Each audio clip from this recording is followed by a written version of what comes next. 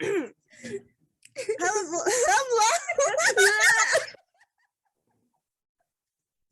everyone. Welcome back to Navajo Tea Time. Hello. I'm Kelsey. And I'm Adrian. Sorry, this is like your 10th take. Anyways, so to keep the momentum going from our last election video, we put out there that if you wanted us to try and interview anyone, just leave them in the comments. And we've got a lot of comments asking for Ethel Branch and Frankie Davis. So we will try and reach out to them and schedule some interviews. So keep a lookout for that, like, share, subscribe if you want to get updates on those things. So this episode, I only really had time to rewatch the Change Labs forum on the different presidents, so I didn't get to watch all of the forums, but maybe Adrian can kind of lead this discussion since, it's her Super Bowl, as she always says. All right. So let's check out the roster. Just kidding. All right. So Navajo Nation primary election season. I want to put it out there right now that early election or early ballots are now available. So if you want to vote early, you can do that today, ASAP. And what I've been hearing is that it's a really good idea to consider voting early, because sometimes they run out of ballots on election day at the different various voting spaces. That's happened before, and it always causes an uproar. And, I feel like we should learn from our mistakes, but for some reason, these things happen every year. So early voting is an option. If you want to do that, you can do it now. And election day is happening in 3 weeks from the day we're recording. So on August 2nd is election day. So it's coming up really fast. It's kind of like the home stretch. All of the candidates are really, going hard. And I think that it's getting really exciting, because after the primary, we're going to see the top 2 candidates, enter into the general election phase. And so that'll be a few months of campaigning, debates. I'm really looking forward to that. I don't know about you, but I love that. So with the Navajo Nation elections, do people have to declare independent Democrat, Republican? Do we still use the same parties? No. Okay. So the ballot, so when you go to a polling site and you say you want to vote for a candidate, they're going to give you a ballot, and it's basically just the name of the candidate and their photo. And so it's not really based on whether you're a Democrat, Republican, or independent, or any other party. It's a little different with tribal elections. At least okay. That's what I know. I might be wrong, but I'm pretty sure it's just you show up and you vote for who you want to be president. Because I don't know if you've noticed this, but a lot of the candidates are not announcing their party affiliation. I noticed I don't know any of them, but okay, cool. And then, yeah. And August 2nd is the primary, right? That's mm-hmm. to dwindle it down.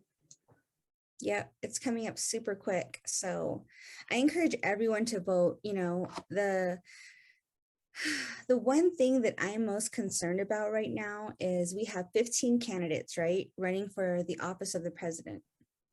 And of those 15, we have about 5 pretty strong candidates. They're running pretty serious campaigns. They're showing up to every forum. They're doing meet and greets all over the nation and in surrounding metropolitan areas. And, they have whole teams that are formed to help this person. They're taking it very seriously. And the rest of them, it almost seems like they're not that serious about it. You know what I mean? I feel like there's other reasons why they're running, not so much to actually be a leader, but I think some of them are what I'm calling like it's a vanity run. Some of them are doing it as a bucket list item, something they just wanted to do. And some of them are, I think, doing it for notoriety, whether it's for recognition, name recognition for their other activities that they're involved in, whether it's a business or social media, you know what I mean? So, but the problem there is that there's such a small percentage of people that actually vote on the nation. We know that because of these people who are, these additional people who are running, whether they're taking it seriously or not, they're still getting the attention of, you know, a lot of people. And so they're going to be pulling votes too, right? They're going to be pulling votes to their camps from their families and their affiliates.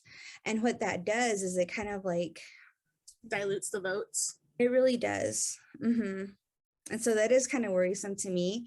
Whereas, you know, so like say one candidate who might not really be taking this seriously, they could pull 500 votes. 500 votes in a population that's so small that actually goes to the polls on election day. That's a big chunk, you know what I mean? So that's one thing that's concerning me, something I worry about, keeps me up at night. Take a sleeping pill. Anyways, we mentioned last time that there was a couple of different forums and that TikTok guy, you know, responding to some of the forums and everything. So I watched the Change Labs and the other affiliates who helped pull off that organization or that event. I watched their forum. I feel like some of the candidates, I liked some of their answers, and then others, it felt like, what do you call it?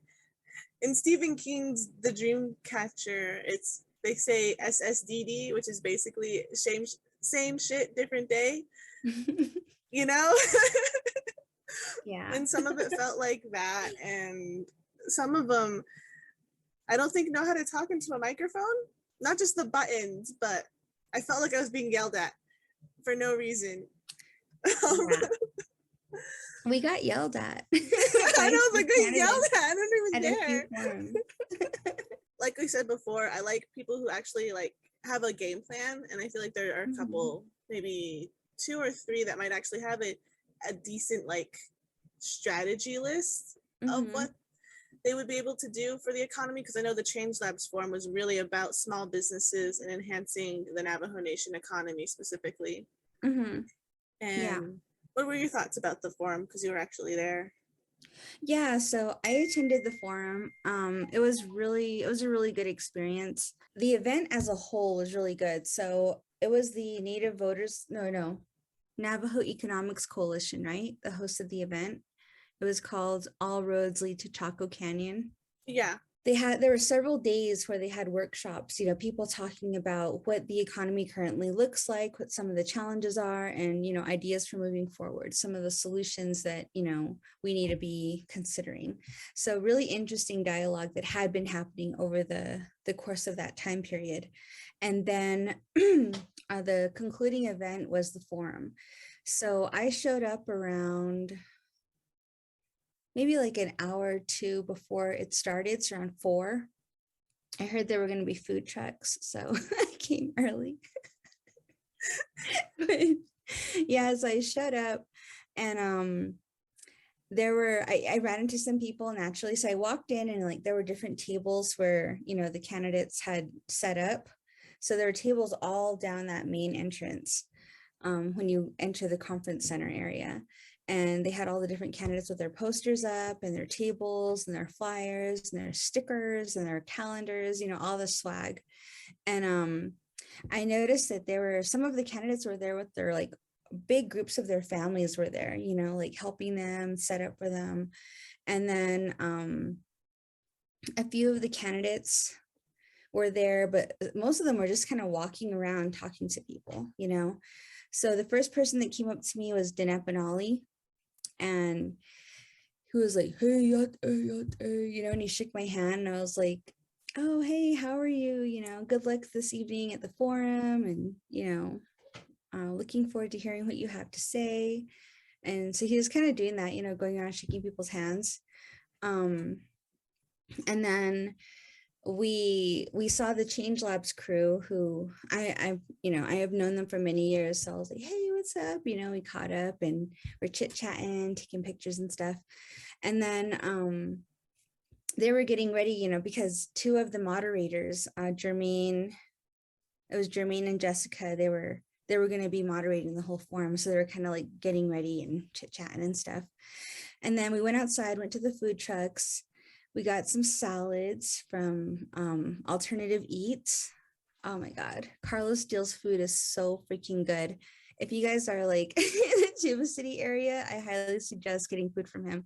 But he made these really delicious salads with, I think it was like braised lamb. It was so good. Anyway, so we're sitting down and chit-chatting, and we started to see more people showing up. People were coming in from all different directions, and a lot of people we've known for several years, and we hadn't really seen each other because this is the first like kind of big event we've been to, and for many years we were just kind of all separated. So to see them again was exciting. It was like a big reunion, like, oh, hey, what's up? People are coming over. We're like chit-chatting, catching up, taking pictures, things like that. And then the second candidate we saw was Greg Bigman. He came up to us with his brother, and he's like, oh, hey, Yata, shook our hands. And we're like, good luck, good luck this evening. Kind of the same thing. We're looking forward to hearing what you have to say, about economic development on the Navajo Nation. And he was like, yeah, he's like, I know this is kind of your realm, so I hope I can impress you. And I was like, well, I'm hard to impress, so good luck. But he just kind of looked at me like, I know, I'm just awful. So then we were just kind of chit-chatting, and then they moved on. And then we saw Justin Jones third, and he was, they were taking pictures, and he looked very presidential, just like doing his posing, and people were like taking pictures. And it was like we didn't really get a chance to say anything at first because he was kind of on his own and there are people all around him. And then we saw some council delegates coming in, and Mike was like picking on them, like joking. It was funny. So anyways, someone was like, hey, it's gonna be beginning soon. So we kind of like finished our salads and we ran inside. And then more people were showing up, and I saw that I saw Dolly Manson, and she was giving out watermelon, and she was really nice. Like, she was really nice. She gave me a piece of watermelon. She's like, here, give this to your friend. I'm all, friend-ish, that's my husband. And she started laughing. Didn't want to assume. I know. But I was like, yeah, thank you, good luck tonight. She's like, okay. And then we went over to Justin Jones camp because we know the family, so we said hi and everything. They're kind of looking at us, and we got some stickers and stuff, so that was cool. So like, got our merch, like our swag. We're like, cool. And it was funny because I was all grabbing these stickers, and I didn't even know they were like charging money for it. Oh no. And they're like, and then I saw it, I was like, oh shoot, I'm sorry. And they're like, no, go ahead, it's fine. I was like, okay, cool. It's like, I'm gonna share this with my mom. But yeah, it was funny. So it was kind of like just kind of chill like that. And then we go inside, and there were a lot of people there, a lot of people. So it started to kind of fill up, and you could see the different campaign camps setting up because they were all wearing, the shirts. And oh my goodness, the big main camp had like cutouts of his face, and there were signs. Remember, I said I was going to do that for Frankie if she ever joined a sport. So just imagine me with Frankie's face. They did that. And then, so all the candidates got up on the stage, and they all sat up there, kind of like people are going by and, taking pictures or just wishing them luck, getting them water. And then the campaign crews were kind of setting up in the front so they could prop up their phones and their recording equipment. So there was one seat available in the front row, and it was next to this lady, and they were in the Justin Jones camp, and they saw my flyer. So they're like, yeah, you can sit by us. So I was sitting around like the whole, like their whole team, like right in the middle. And they were like, how have you been? You know? And so there wasn't room for Mike. So he had to go find a spot somewhere else. I know. But I was like, I have to sit up here. so so I was up front with them, and they're really nice, you know, they were cool. And so we are just kind of like chit-chatting. And then and there's pictures to prove it too. This is funny. All the pictures came out. They're really nice. But anyways, so then the campaign, or the forum began, and the forum was really, it was really nicely laid out. They had these big screens, and you probably saw that in the video, where they had these big screens and like they were projecting all the questions. They had this interactive app where you could scan a QR code from your phone and up on the screen, and you could answer questions and also ask questions. So you could ask questions about, you know, questions that you wanted them to ask candidates. So everybody had access to that. So I was like, you know, typing like a mad woman, you know, like, because, you know, I think we all have very specific things we're curious about, and we want to know what their stance is. So we were like submitting questions, and then we're able to vote on other questions. And then the way they worked it was by the end of their closing statements, they were able to see, utilizing the app, which questions were the most popular. And then those questions were utilized in the Q&A. So that was really good. That was really cool. I liked it. Very creative, very innovative. So that's what I like about the way Change Labs does things. So anyways, the candidates all introduced themselves, and I'm pretty sure that these candidates are watching TikTok, and I think they're also paying attention to how the public is perceiving them, because some of them were obviously kind of policing themselves, engaging how they behaved on the stage. Like, for example, there was one candidate that was really loud and yelling at the NTU forum, and people on social media were like, why is he yelling at us? You know what I mean? And then at this forum, he was so much more subdued. You could tell he was really trying. And then another candidate that kind of went off the rails at the NTU forum, that candidate was, you could tell she was trying to rein it in, but it's almost like she couldn't help it. So she had a few outbursts.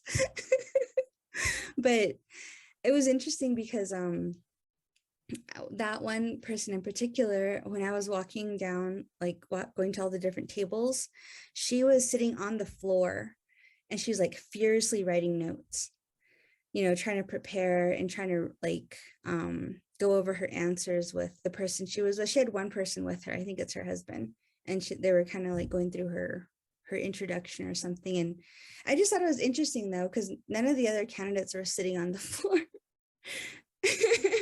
But she was like sitting on the floor, being really studious, writing her notes.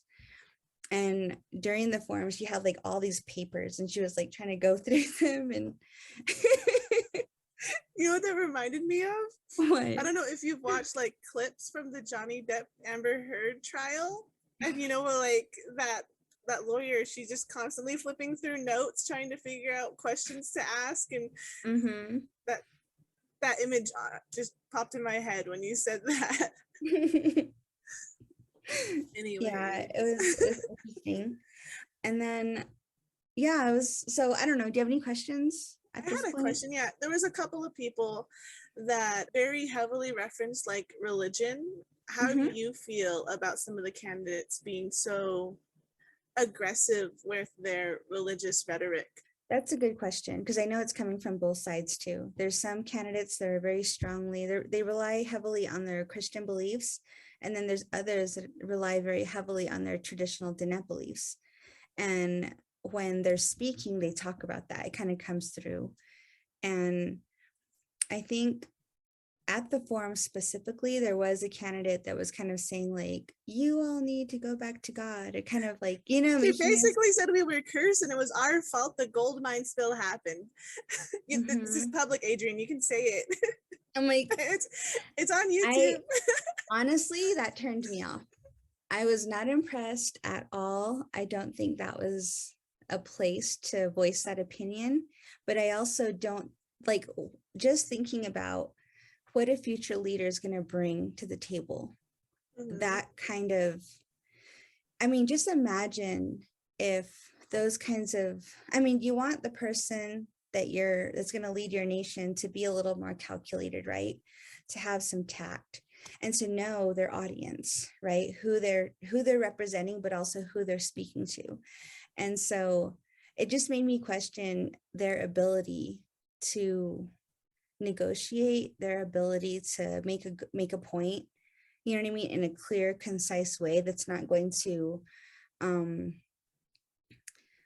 that's going to be based in facts. It's going to be based in statistics and logic, like, and like not data. just their opinion, you know what I mean? Like, so you throw your opinions around carelessly. I mean, imagine that person leading a nation and what that could, I mean, that could turn off a lot of people. That could cause a lot of problems.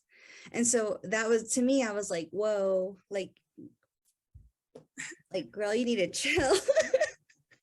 Yeah, for me specifically, like when people start referencing like God and spiritualism and everything, it definitely turns me off on anything else that they're talking about, because if their core base is we have to do this specifically to my religious ordinance or whatever, then I automatically feel left out, because I'm like, you're not going to do anything for me as a person and my beliefs because you are focusing on yours. And I mean, yeah, I think, you know, I think having a strong spiritual base is important, right?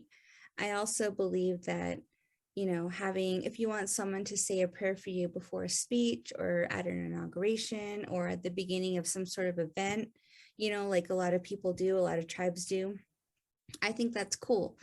But I think to weaponize your religion to try to scold or insult other people or place blame on people, you know, to me, that's going too far. So I wasn't impressed with that. But I mean, there are some other candidates I know who are talking a lot about their beliefs, and I think it's because they want to reach that voter population, right? So the more savvy candidates they're not just like they're not narrow-minded. They're kind of trying to speak to both, like the multiple sides, you know, Azeb and Naha'a, like the Native American church, and then people who are primarily involved in like Diné spirituality, so like what they call traditional, you know, Diné beliefs, and then all the various forms of, you know, Christianity, like Catholicism, Mormonism, Pentecostal people, Baptists, you know what I mean? There's a ton of different faith-based. All of them are valid, you know, all of them have structure and a belief system and a following on the Navajo Nation. And so I think that's a good strategy to employ, you know, to reach multiple populations of people in a respectful way. I think trying to bulldoze all over, like over all the others that are different from yours is probably not the best strategy. Just as a political, you know, like as a political strategy, it's like, is that really the smartest thing you want to do? You know what I mean? Like to like ostracize or to try to isolate, you know, certain pockets of the population just because you don't agree. So anyway. Yeah, for sure. So I tried really hard to listen and pay attention and not fall asleep when they were talking about their economic stuff, but then they also, a lot of them went between English and Navajo. And so I didn't catch everything, but I definitely I'm horrible with names as faces. I can remember the face, but I can't ever remember their names. So I'm not trying to be all like diplomatic and not name people. It's I don't remember their names. So I know, I'm all trying to like not say their names and you're just like, I don't even know their names. I think there was one person who was saying something about like, owning property or even like partial owners of property. And I know with me and you talking about home site leases and, you know, being landlords and having an apartment complex, you know, that was definitely something we thought would be a great way to help, you know, people find housing, but then also I believe, I'm not an economic person major. I have my business degree from my Change Lab schooling, so program. I still feel like it's mentioned a lot of like owning land, owning property is a major way to create generational wealth and personal wealth as an individual. So like if you have a house, you already have equity and, you know, a way to leverage for loans to help, you know, your business and stuff. So I feel like being able to own property or even partially own property would be a big step for the Navajo Nation, because like they said, we have tons of land. You know, we have so much land. And if you just let the home site lease people be like home site partial owners, they can get loans, they can improve the house, they can eventually sell it for more if it's a good market neighborhood. You know, it's, I feel like just that one step would definitely increase the Navajo Nation, give us some ownership of where we live, and increase the value of just the area in general. But maybe that's why the federal government didn't allow us to do that, because then we would increase our value. Yeah, I think I've really been paying attention to the conversations about land reform, like especially just because that really is a big theme in our conversations, you know, about how do we establish homes, how do we provide or how do we create a space for ourselves and our families, you know.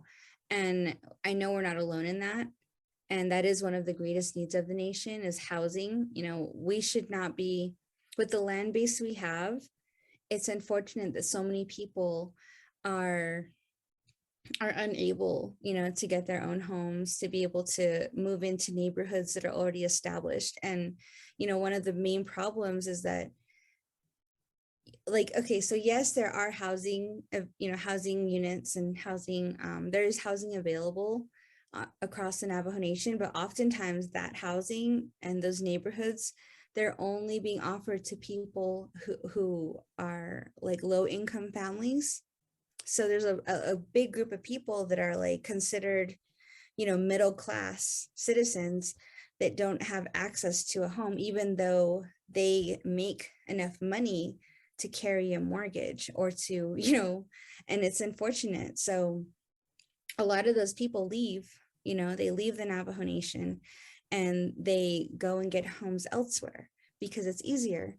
And so for those of us that choose to live here, it's really challenging. We end up living with our parents, with our grandparents, or taking care of their homes while they go off and live the dream off the reservation. You know what I mean? And you know, and I'm saying that just because that's been our experience, right? Like when I moved back, I moved into my mom's house and she wasn't living there, but that's what was available to me. I did not have an option to move into an apartment complex or to move into a house, you know, in a neighborhood. So a lot of the housing is locked up and it's only set aside for like teachers because they have teacher housing, then they have hospital housing, and then they have a lot of like NHA HUD housing. Yeah, NHA HUD housing. And yeah, those are for, you know, below the poverty line families. And I even looked at one of those applications, and it's the same with like food stamps or access. You have to not have a job to spend all the time it takes to fill out that paperwork. You know, applying and filling out those applications is a job on its own. It is. And it's ridiculous to expect people, oh, you have to get a job or you need to get a job. It's like, yeah, but you're going to call me between 8 and 2 and you're not telling me when. And then you want me to have a job. I can't be waiting every day by the phone and go to work. And it's the same with the NHA applications.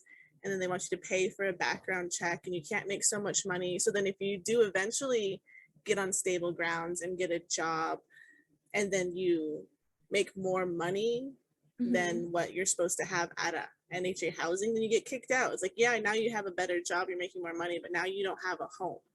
Mm-hmm. And it's super hard if you have a family too.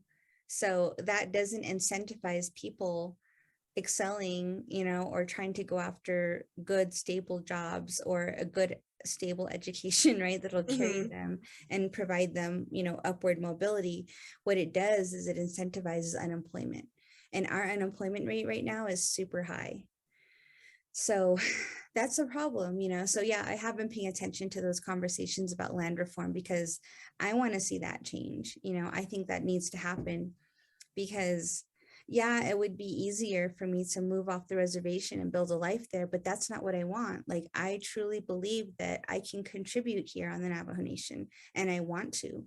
You know, I really want to see our nation thrive. I want to see our people thrive, and I want to be able to give back because I really do cherish my time here, my family here, the history here, the culture, and to move away from that would cut me off. You know what I mean? So my learning here as a person, you know, we talked about language, we talked about cultural acquisition, ceremonial life, all of that, I would be removed from that. And yeah, I'd probably have a nice big house, but for what? You know, to be so far away from everybody and everything that I really cherish, I just don't think it'd be worth it. And so it would be really nice if we had somebody, you know, who is leading the nation who could actually make that change. Yeah. Yeah. So anyways, I felt like that was a very passive aggressive way to just, you know, tell the other candidates that they didn't know what they're talking about and they don't know anything about economy and the Navajo Nation and BAA laws and whatever. But when you listen to everyone, they all have, I feel like, a different expertise. If we could just all just lump them together and make them fix the economy all together, maybe. I know, right? Like, can we form a dream team here and just have you guys all work together? You That know, would be like, freaking dope. I remember in Navajo government and history class, they said we'd have more than one, you know, leader and representative, and they all brought something different to the table. So maybe just get rid of the, you know, monarch presidency and just have a council of everyone. Imagine if we had leaders that are like, and what if it was equal? Wouldn't that be freaking cool? Where there's like men and women, you know, working together. That would be so freaking dope. I wish we could get there one day. You know what I mean? So I don't know. Government reform is something to think about. It's always something to think about.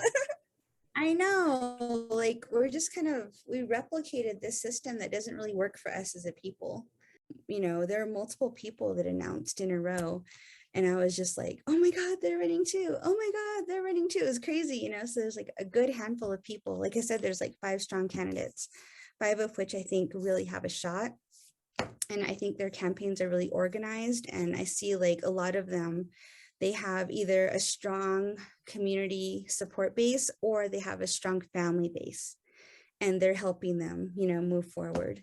And so I really do wish the best for all of them. The truth is, I just don't think it's worth it. You know what I mean? Like, I don't want to be a part of the problem because I don't think, you know, mudslinging is cool at all. You know what I mean? I wish that, yeah, like, I wish the candidates would just focus on what they're trying to accomplish. You know what I mean? Rather than putting energy, all that negativity out there to try to tear other people down. It's like, focus on what you need to do. Focus on your platform. Focus on, you know, your own campaign. Do your best and let the best man or woman win. You know what I mean? So I guess I'm just not really impressed with it, and I don't want to contribute to it because I think it's stupid and immature. So we're coming up on time. Just let us know, audience, you know, if there's any other candidates you want us to try and get. We have Ethel Branch and Frankie Davis that we're going to reach out to. And don't forget to comment any specific questions you have for either or both of them. And like, share, subscribe. We'll leave the link to the forum we were talking about in the descriptions. Go on it.